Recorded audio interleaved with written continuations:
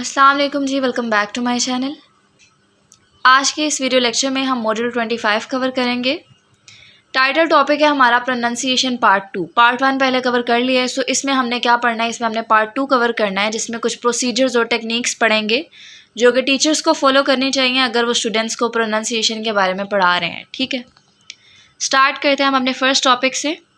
यहाँ पे इस वाले टॉपिक में प्रोसीजर्स और टेक्निक्स का थोड़ा सा इंट्रोडक्शन दिया गया। यहाँ पे बताया हुआ है कि प्रोनाउंसिएशन सीखने के लिए जो है वो कोई एक फ़िक्स्ड तरीका काम नहीं करता, क्योंकि हर स्टूडेंट अलग बैकग्राउंड और इश्यूज़ के साथ आता है, इसलिए टीचर्स को जो है वो अलग अलग टेक्निक्स और प्रोसीजर्स जो है उनको यूज़ करना चाहिए। ठीक है, मेन जो हमारा टॉपिक है वो है आर्टिकुलेशन ऑफ इंडिविजुअल साउंड्स। सो इसमें क्या बताया गया, आर्टिकुलेशन क्या होता है। ये बेसिकली साउंड्स का हमारे मुंह से सही तरह निकलना जो होता है वो आर्टिकुलेशन कहलाता है, जिसमें हम अपनी टंग का, लिप्स का, टीथ वगैरह का इस्तेमाल करके जो है वो साउंड निकालते हैं। ठीक है, इसको बेसिकली हम आर्टिकुलेशन बोलते हैं।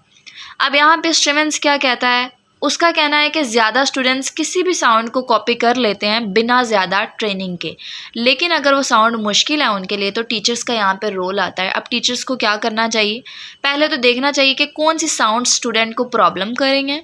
दूसरा, एनालाइज करना चाहिए कि स्टूडेंट कौन सी साउंड को रिप्लेस कर रहा है, बोल नहीं रहा। ठीक है, उसके अलावा सिलेक्ट करना कि किन साउंड्स पे पहले काम करना चाहिए, जैसे कि जो समझने में प्रॉब्लम क्रिएट करते हैं, ठीक है, वो वाले साउंड्स के बारे में बताना। तो ये सारी चीज़ें जो है बेसिकली टीचर्स को कंसीडर करनी चाहिए।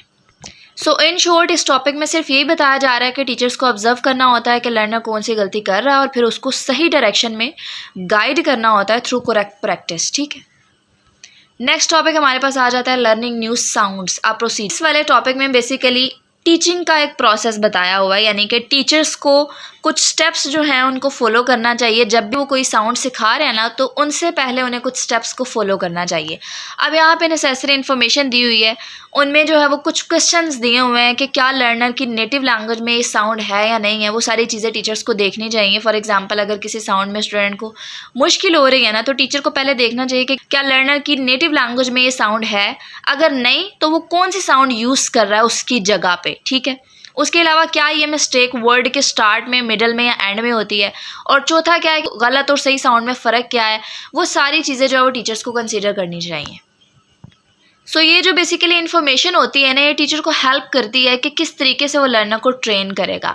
फॉर एग्जांपल, अगर स्टूडेंट है वो राइस को लाइस बोल रहा है, तो चेक करेंगे टीचर के क्या उनकी L1 यानी कि उनकी जो नेटिव लैंग्वेज है उसमें R साउंड है या नहीं है, और क्या ये गलती हर साउंड में हो रही है। तो बेसिकली ये इस तरह की चीज़ें जो है वो टीचर्स फाइंड करने के लिए इस तरह के क्वेश्चंस जो है उनको कंसीडर करती हैं। ठीक है, अब हमारे पास यहाँ पे नेक्स्ट टॉपिक आ जाता है टीचिंग द साउंड। यहाँ से टीचिंग स्टार्ट होती है, एक्चुअल टीचिंग जो है वो स्टार्ट होती है। ठीक है, अब उसके लिए कुछ स्टेप्स हैं। सबसे पहली जो एक्टिविटीज़ होती है ना, वो लिसनिंग प्रैक्टिस होती है। सबसे पहले स्टूडेंट को सुनना जो है वो सिखाया जाता है, क्या वो करेक्ट और इनकरेक्ट साउंड में फ़र्क समझ सकता है या नहीं समझ सकता। ठीक है, तो उसके लिए जो है वो टीचर सेम साउंड और डिफरेंट साउंड जो है वो यूज़ करे और फिर स्टूडेंट से जो है वो क्वेश्चन करे। फॉर एग्जाम्पल, एक साउंड है पापा और एक साउंड है पाबा।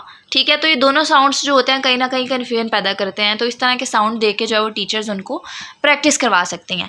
उसके अलावा दूसरा इसमें क्या है, इसमें दूसरा हमारे पास साउंड प्रोडक्शन आ जाता है। पहले टीचर जो है वो साउंड बोले, स्टूडेंट उसके बाद उसको रिपीट करे। अगर वो नहीं कर पाता तो टंग और लिप्स का पोजीशन उसको एक्सप्लेन करें, मिरर उसको दें ताकि वो अपना मुंह वगैरह देख कर जो है वो करेक्ट कर सके अपने आप को। ठीक है, उसके अलावा फोर्स टेक्निक्स भी इसमें इस्तेमाल की जाती हैं अगर ज़रूरत पड़े। फॉर एग्जाम्पल, अगर लर्नर जो है वो साउंड बिल्कुल नहीं निकाल पा रहा ना, तो माउथ को फोर्सफुली करेक्ट पोजीशन में लाया जाता है, जिसके लिए हम क्या कर सकते हैं, हम उसको मिरर दे सकते हैं, टंग डायग्राम उसको दिखा सकते हैं। ठीक है, तो बेसिकली उसको हर तरह से आपने सिखाना है, but in simple way, in easy way. ठीक है, उसके अलावा प्रैक्टिसेस आ जाती हैं थ्रू एक्टिविटीज़, मतलब कि रिपीट करना, मैचिंग पिक्चर एक्टिविटी आ जाता है, जैसे कि शिप वर्सेस शीप वगैरह आ जाता है, मल्टीपल चॉइस लिसनिंग। ठीक है, डोंट बी ट्रिक्ड गेम, इस तरह की गेम्स आ जाती हैं। ठीक है, वो मैं आप लोगों को आगे एक्सप्लेन करूंगी। ठीक है, तो ये डिफरेंट तरह की एक्टिविटीज़ है जो कि टीचर्स यहाँ पे स्टूडेंट को बता सकती हैं और स्टूडेंट उनको फॉलो कर सकते हैं। उसके अलावा लास्ट वाली जो टेक्निक है वो क्या है, स्पीकिंग टू हेयर, मतलब कि जब स्टूडेंट साउंड बोलता है तो वो खुद सुनता भी है, तो इससे क्या होता है, इससे हेयरिंग वगैरह जो होती है वो इम्प्रूव होती है। इसलिए स्पीकिंग और लिसनिंग दोनों पैरेलल जो है वो चलनी चाहिए। तो ये कुछ स्टेप्स हैं, बहुत सिंपल से स्टेप्स हैं। यहाँ पे जस्ट टेक्निक्स बताई हुई हैं कि टीचर्स कौन कौन सी टेक्निक्स उनको दे सकता है। तो आप इस 4-5 स्टेप जस्ट याद रखें, वो मैं सिंपल आपको बताती हूँ। पहले आपने बताना है लिसनिंग प्रैक्टिस, मतलब कि सबसे पहले स्टूडेंट को सुनना जो है वो सिखाया जाता है। दूसरा क्या होता है, साउंड प्रोडक्शन, रिपीटेशन, मतलब कि टीचर जो है वो बोलता है फिर स्टूडेंट उसको बिल्कुल उसी तरह से रिपीट करता है। तीसरा क्या होगा, तीसरा फोर्स टेक्निक्स आ जाएगा जिनमें हम कुछ ड्रिल्स वगैरह देते हैं। चौथा हमारे पास प्रैक्टिस थ्रू एक्टिविटीज आ जाता है जिसमें आप प्रॉपर मैचिंग एक्टिविटीज वगैरह देते हैं, सारा कुछ इसमें होता है, ठीक है। और पांचवा हमारे पास स्पीकिंग टू हेयर आ जाएगा, मतलब कि जब स्टूडेंट साउंड बोलता है तो वो खुद सुनता भी है, सुनने से भी उसकी लर्निंग इंप्रूव हो रही होती है, ठीक है। तो अगर आप लोगों से ये क्वेश्चन पूछा गया कि टीचिंग द साउंड, तो आपने 5 पॉइंट्स जो हैं वो लिखने हैं। उसके बाद यहाँ पे हेयरिंग साउंड्स आ जाता है, ठीक है। तो ये टॉपिक लर्नर की लिसनिंग एबिलिटी और साउंड रिकॉग्निशन को जो है वो इम्प्रूव करता है, ठीक है। अब उसके लिए यहाँ पे कुछ एक्टिविटीज़ बताई हुई हैं। एक हमारे पास सेम और डिफरेंट एक्टिविटी आ जाती है, मतलब कि टीचर 2 वर्ड्स बोलता है, कभी सेम और कभी एक साउंड डिफरेंट होता है, ठीक है। जैसे कि पापा एंड पाबा, ये 2 वर्ड्स जो हैं वो एक सेम है एक डिफरेंट है। तो लर्नर को सुनकर बताना होता है कि अगर सेम है तो वो बोलेगा सेम, अगर डिफरेंट है तो ऑब्वियसली वो उसको बोलेगा डिफरेंट, ठीक है। तो इस तरह की एक्टिविटीज़ जो हैं वो कई दफ़ा लर्नर इसमें कंफ्यूज भी हो जाते हैं और कई दफ़ा वो सही गेस कर लेते हैं, ठीक है। इसलिए टीचर्स को इस तरह की एक्टिविटीज़ भी इस्तेमाल करनी चाहिए। इसको हम डिस्टिंग्विशिंग साउंड्स बोल सकते हैं, ठीक है।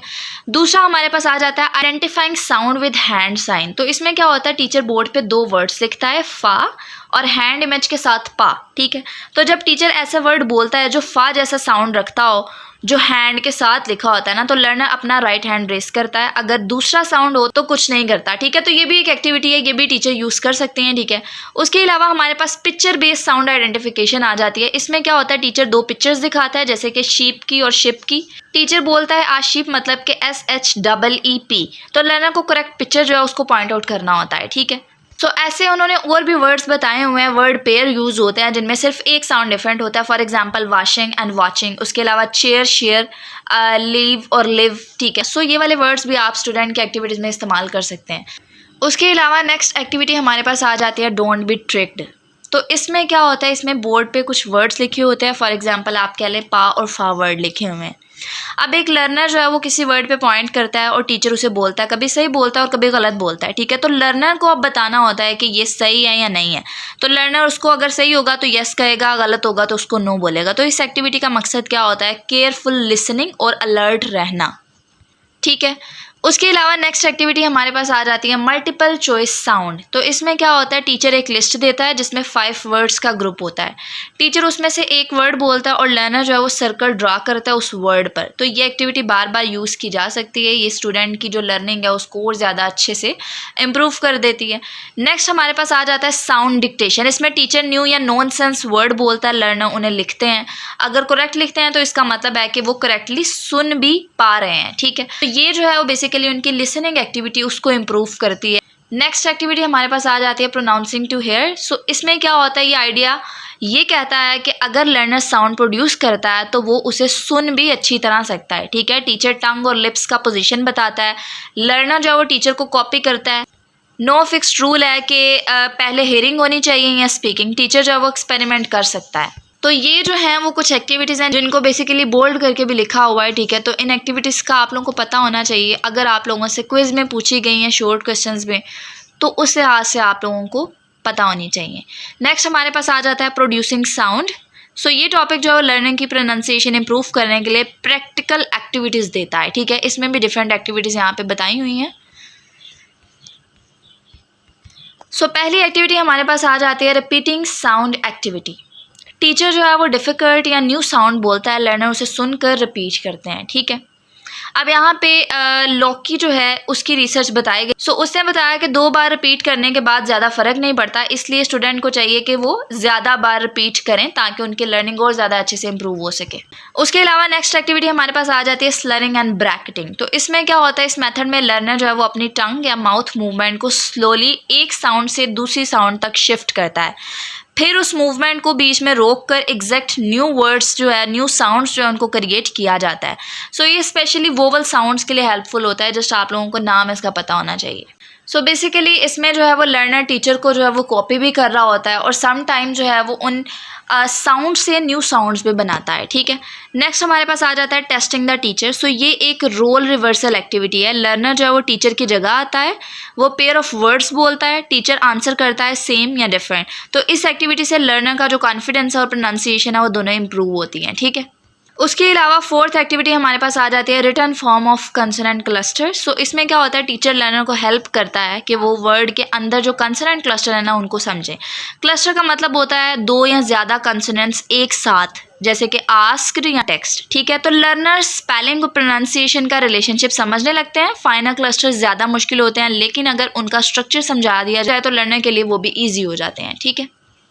नेक्स्ट हमारे पास आ जाता है करेक्टिंग प्रोनाउंसिएशन मिस्टेक। सो जब लर्नर कोई प्रोनाउंसिएशन मिस्टेक करता है ना तो टीचर उसे क्विकली करेक्ट करने के लिए कुछ सिंपल टेक्निक्स यूज़ कर सकता है, ठीक है। पहली टेक्निक हमारे पास आ जाती है रिपीट नॉर्मली, मतलब कि टीचर वर्ड को सही तरीके से बार बार बोलता है ताकि लर्नर खुद से कॉपी करके ठीक कर सके उसको। दूसरा क्या है, स्ट्रेस द मिस्टेक। टीचर गलत वाली जो पार्ट है उस पर एक्स्ट्रा स्ट्रेस करता है, मतलब कि नोट लाइस बट राइस, इस तरह से। थर्ड वन, टीचर जो है वो यूज़ करता है बोर्ड हेल्प, मतलब कि टीचर वर्ड बोर्ड पे लिखता है और गलती वाली जगह अंडरलाइन करता है, साथ ही वर्ड दोबारा करेक्ट प्रोनाउंसिएशन से बोलता है, ठीक है। उसके अलावा से नो और गिव सिग्नल, मतलब कि सिर्फ नो कह देना या छोटी सिग्नल देना भी लर्नर को गलती का एहसास दिलाता है, स्पेशली उन केसेस में जब लर्नर साउंड सही बोल सकता है लेकिन बोलते वक्त भूल जाता है। अभी यहाँ पे मैंने छोटी सिग्नल बोला, छोटी सिग्नल का मतलब है जैसे आप डेस्क टैप करते हैं ना, ये भी चीज़ जो है वो स्टूडेंट को थोड़ा सा एक्टिव कर देती है और वो फिर से सोचता है, उन वर्ड्स को करेक्ट कर लेता है, ठीक है। नेक्स्ट टॉपिक हमारे पास आ जाता है स्ट्रेस एंड इंटोनेशन। यहाँ पे दो कॉन्सेप्ट्स दिए हुए हैं, एक हमारे पास स्ट्रेस टाइम्ड आ जाता है और एक हमारे पास सिलेबल टाइम्ड आ जाता है, ठीक है। तो दोनों कॉन्सेप्ट इंपॉर्टेंट है, मैं आप लोगों को सिंपल वे में बताती हूँ, ज़रा गौर से आपने सुनना है। सो यहाँ पे दो कंसेप्ट हैं, एक हमारे पास स्ट्रेस टाइम्ड लैंग्वेज है और एक हमारे पास सिलेबल टाइप्ड लैंग्वेज है। स्ट्रेस टाइम्ड लैंग्वेज में जो है वो हमारे पास इंग्लिश की एग्जांपल आ जाती है, ठीक है। इसमें क्या होता है कि सिर्फ कुछ वर्ड्स जो हैं वो ज़ोर से बोले जाते हैं, बाकी जो है वो हल्के और फास्ट बोले जाते हैं। हर जोर वाला वर्ड यानी कि स्ट्रेस वाला वर्ड जो होता है ना वो ऑलमोस्ट सेम गैप पे होता है, बीच के जो वर्ड्स होते हैं ना वो जल्दी से और हल्के से बोलने पड़ते हैं, ठीक है। मैं आपको एग्जाम्पल देती हूँ, वहाँ से आपको समझ आएगी। फॉर एग्जाम्पल आप कहते हैं I went to the market yesterday, तो आपने I went to the market yesterday, आपने वेंट पे, मार्केट पे और येस्टरडे पे जो है वो थोड़ा सा स्ट्रेस जो है वो दिया, जबकि आपने टू द वर्ड जो है बहुत ज़्यादा स्पीड से बोल दिया, ठीक है। तो इस तरह के जो एग्जाम्पल है इसमें आपने क्या किया कि सिर्फ कुछ वर्ड्स के ऊपर आपने स्ट्रेस दिया, बाकी आप बहुत ही जल्दी से बहुत फास्ट बोल दिए, ठीक है। तो स्ट्रेस जो है वो इक्वल डिस्टेंस पे आता है इवन इफ बीच में जो है वो ज़्यादा सिलेबल्स हों, ठीक है। तो बीच के सिलेबल्स जो होते हैं वो फास्ट इसमें बोलने पड़ते हैं, ठीक है। उसके अलावा अगर हम सिलेबल टाइम्ड की बात करें ना, सिलेबल टाइम्ड लैंग्वेज की, तो उसमें हमारे पास स्पेनिश आ जाती है, ठीक है।